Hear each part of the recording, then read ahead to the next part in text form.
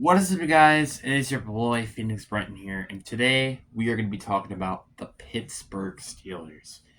And I'm gonna be honest with this one. This team is just incredibly mid.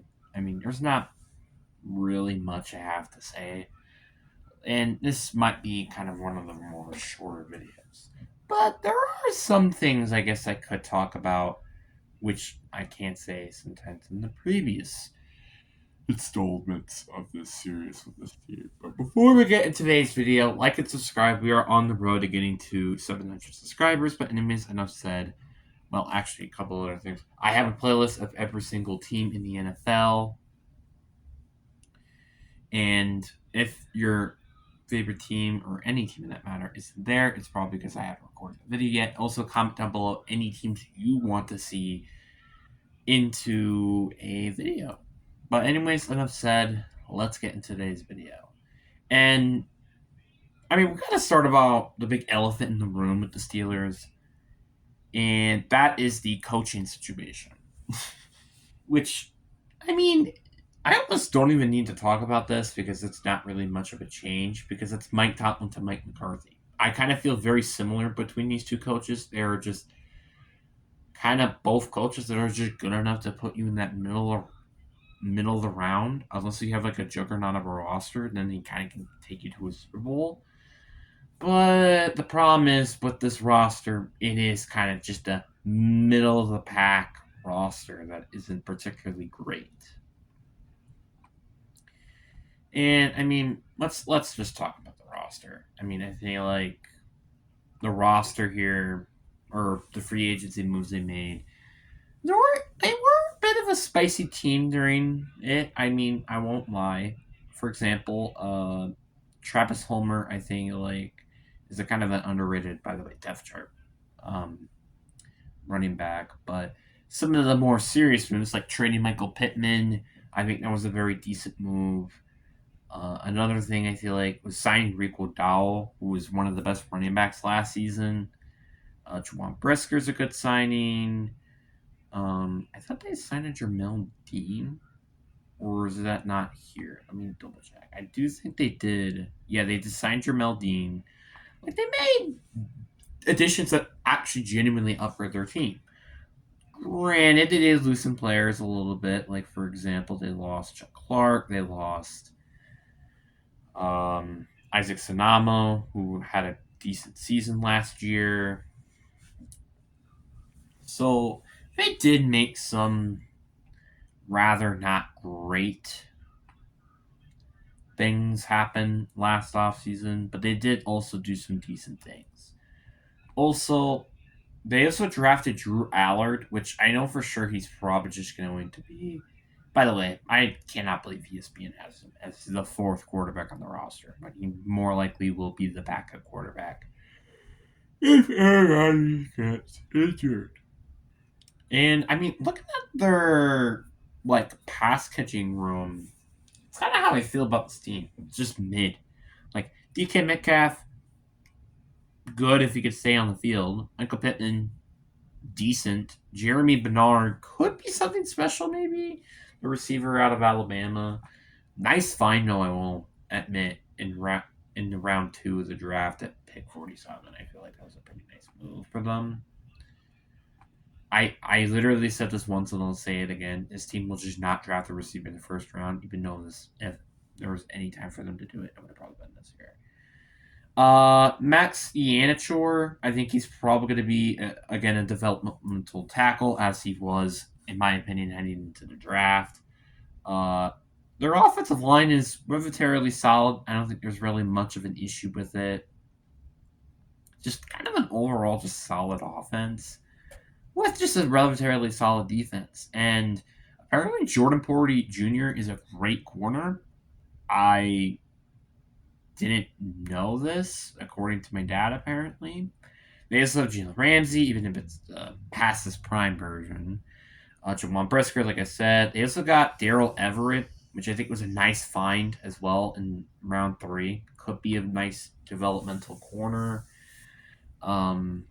They have arguably the best pass rush, I feel like, in my opinion, in the league with TJ Watt, Alex Highsmith, even Nick Himberg, who's um, a nice little depth player. Nice linebacking core with Peyton Wilson, Patrick Queen, and Cole Hardrick. Also solid defensive line with Cameron Hayward, Sebastian Joseph Day, who they signed, by the way, Derek Harmon, who they drafted in last year's draft, I think. Yeah, in the first round, and then Keon Benton. So, I mean, like, they have an overall solid roster. Like, this is not a bad roster to talk about. It's just, again, this is kind of where this team has been for the past few years, and it doesn't seem like it's going to change.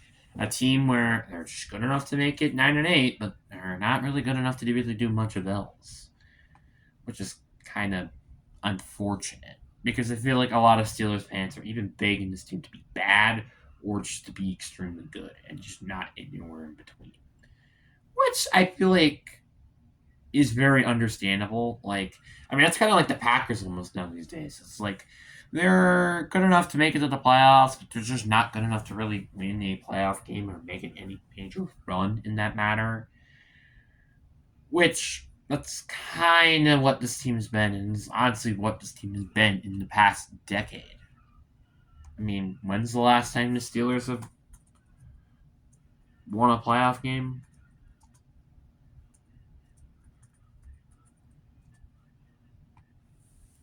The last time they won a playoff game was back in January 15th, 2017. That was nearly a decade ago. Nearly. It's getting very close. And that's very unfortunate. And I just see a picture of Barack Obama as president because he was actually president during that time. It's pretty funny. But yeah, it's just I don't really see anything changing here, really. And they could have changed their direction, but instead they kind of just stuck with what they had beforehand. And then we gotta look at their schedule, and obviously not including any of the AFC North games, they have some interesting games here, like Indianapolis, Atlanta. They're both at home, which I think are very interesting. They have New Orleans and Ireland. They have Tampa Bay, by the way, on the road, which that's going to be a tough game, I feel like, for them. They have Philly on the road as well. It looks like they go against the entirety of the AFC South, but I also think they also go against the NFC South. So, kind of relatively, in my opinion, easy schedule because NFC South isn't a great division. While also, again, also going against the Broncos, it looks like. And I think there's one more other team here. And it's, oh yeah, it's Patriots. So let's go with floor and ceiling. Start off week one with the Falcons at home. I do think they get the win, but they do lose to New England on the road. I think they split the series with every single team in their division. I just don't see a reality where they don't split in their division with a floor standpoint. Maybe Baltimore could get a sweep, but I just don't trust the Baltimore with their new head coach situation and stuff. So yeah, there's that. Then we have, I do think the Colts will beat you on the road. I think Tampa can beat you on the road. Actually, Steelers would lose them at home. I do think you will beat New Orleans and Ireland. Then you have and then you will lose to the Eagles on the road. I think that's just kind of obvious. You'll lose to Denver at home. You lose to Houston at home. You will lose to Carolina at home, and you will beat the Tits though on the road, aka the Titans. So their floor is a whopping 6-11. I don't really see them going. I mean, I don't really even see that happening. But who knows? And ceiling, I feel like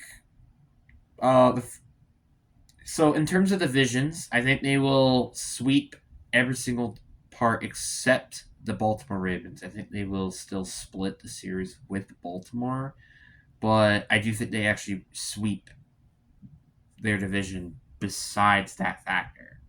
So there's that as well.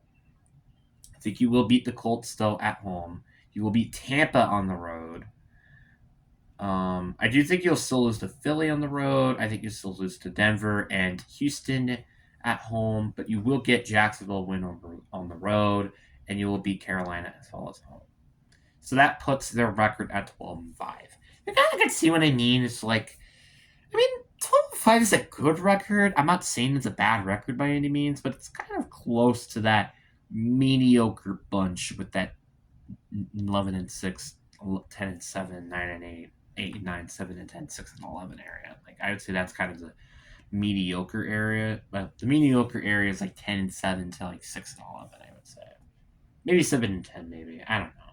I'm not sure about that one, but anyways, guys, that's kind of all I have for today's video. I hope you guys have a fantastic day. I mean, again, it's kind of a short one because there's not much to talk about because this team is just kind of in the same team for like the past decade. But anyways, hope you guys enjoy. Peace.